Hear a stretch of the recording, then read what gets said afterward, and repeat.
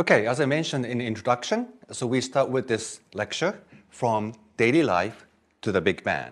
So we'd like to start with what we experience in, just the ordinary daily life. And I point out that some of these questions about, our really daily experience already has to do with the universe in outer space. We don't normally think about it that way, but that is actually true. So I'd like to emphasize the connection from daily life to the Big Bang. Namely that what we experience on daily life, familiar phenomena, actually turns out to have a cause, if you think about it, what is causing that, are deeply rooted in the structure of the universe and the nature of the composition of the universe that is actually made up of tiny particles, elementary particles. So that's the connection I'd like to get started with today. So the first subject is something you take for totally granted, night and day. So if you wake up in the morning, you don't have to think that the sun would go up and later that day sun would go down. And that's absolutely normal. We take that for granted. We never question why that happens. But that already has to do with the fact that we are actually sort of floating in outer space and rotating around. And of course, every one of you knows this. So the many phenomena we see today actually have some background in what's going on in outer space. So as you see here in this animation, the day is because the part of the Earth received light from the sun, right? But we know the Earth rotates. So only the part of the Earth that's facing the sun is lit up and becomes a day. But the other side is in the shadow of the Earth itself, and that's the night. And as the Earth rotates around, different part of the world gets shown by the sunlight, and that's how we think the sun rises and sets. But if you think about this, just the fact the sun rises and sets has to do with the fact that Earth is somewhere in space and sort of hanging in there and rotates around its axis, and that's how we can understand the night and day. So even something that feels completely taken for granted, the sun rises and sets every day, has to do with the fact that we are actually living in space, in a universe, and we receive the light from the sun. So that's, I believe, is a very good example that what we experience in a very familiar way in daily life has to do with what's going on in a universe.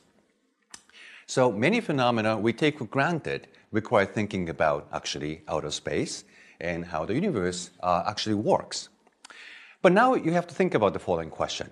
So suppose you time slip back into some ancient times, and when everybody believed that Earth was flat, and there was no space that's around us, and we are actually the center of the universe, and you try to tell them that that's actually not the case. And if you try to tell them, well, that day in light was already an evidence that we are sort of hung in empty space, receiving the light from the sun, they may not agree with you, because they may still think that, well, okay, Earth is flat, there's some end to it, and the sun rises from one end, and then sets on the other end, and everybody else in this outer sphere, which has nothing to do with us. But then you can point out the fact that there are 4 seasons we experience in a yearly cycle, and that has to do more with the fact that we revolve around the sun, and then they will probably have a difficulty explaining what's going on. So think about how we might explain this fact to the ancient people and see how you will be successful. So that will be my next subject, 4 seasons. And as you, of course, know, that the Earth revolves around the sun once a year. And the way we understand the seasons is the fact that the Earth rotating axis is actually not straight up, but slightly tilted. And that's what you see actually, for example, in this picture here. So this is a situation in the summer in the northern hemisphere. And you see the axis pointing out this way. So what's going on here is that Earth is tilted towards the sun if you happen to live in the northern hemisphere. In the same way, if you happen to live in the southern hemisphere, and the opposite end of this rotation, revolution around the sun, then the southern hemisphere is pointed towards the sun in this season. But in the same season, northern hemisphere is pointed away from the sun. And that is what determines the 4 seasons. So if you're living in the northern hemisphere, here you're pointed towards the sun, and that would get you receive more sunlight.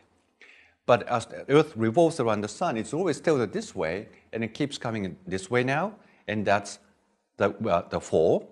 And then it doesn't matter if it's tilted this way or that way because you're receiving sunlight from that end. And if it comes to the winter, then you are tilted away from the sun, so that would get you receiving less sunlight.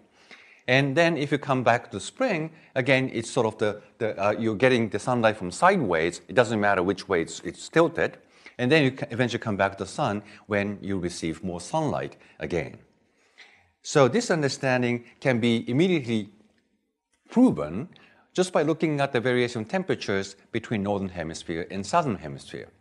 So in Northern Hemisphere, I live in Tokyo and California, so both are Northern Hemisphere. Then you receive more sunlight in the summertime, let's say June, July. That's when the temperature is high, when it's warm.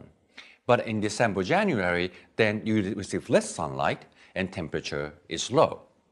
On the other hand, if you live in Sydney or anywhere in the Southern Hemisphere, it goes the other way.